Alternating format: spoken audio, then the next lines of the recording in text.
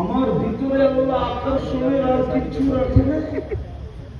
আর কত ইশারা দিয়ে বুঝাও না। ওই জান্নাত দিয়ে কিনবে যদি সফলতা অর্জন করতে পারে।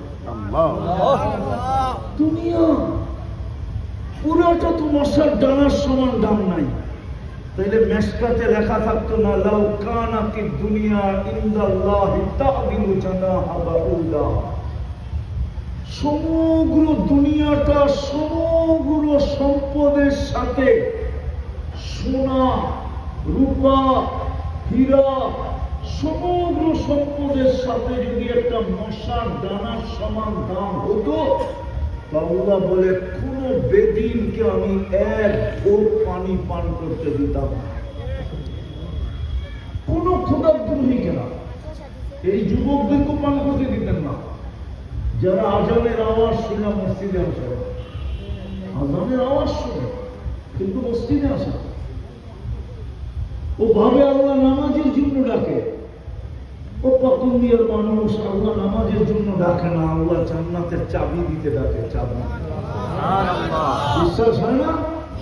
এই ছেলে আমার লোকে একমত হবে। এই পিচ্ছি যেটা এই মাদ্রাসার বক্তব্যে পড়ে, ওদের 3 নম্বর হাদিস হল মিফতাহুল জান্নাতি সালাহ। নামাজ জান্নাতের চাবি। জান্নাতের চাবি দেওয়ার জন্য ডাকে, নামাজের জন্য ডাকে না। আমাদের নামাজ, হায় হায় হায়, আমাদের নামাজ, আমাদের নামাজ কোন কোয়ালিটি ভাই নামাজ না। এটা শুধু একটা নকল।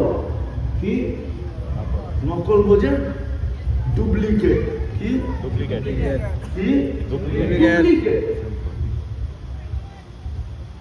তারপর অঙ্গীকার দিতেছে জান্নাতের চাবি দিব। যেটা বুঝেইতেছিলাম সফল, সবাই সফল হতে চায়, কিন্তু এই দুনিয়ায় হতে চায় যুবক সফল। কিন্তু না, আল্লাহ চায় আমরা সফল হই।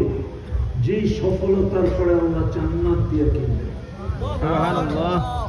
এরকম পচা মাটি জান্নাতের বৃষ্টি হবে, এরকম বৃষ্টি না। জান্নাতে সুঘ্রাণের বৃষ্টি হবে। সুঘ্রাণ। জান্নাতে বৃষ্টি হবে কিসের? খুশবুর বৃষ্টি, সুঘ্রাণের বৃষ্টি। জান্নাতের জমিন হবে মুশক, গাছ হবে জাফরান, বিল্ডিং হবে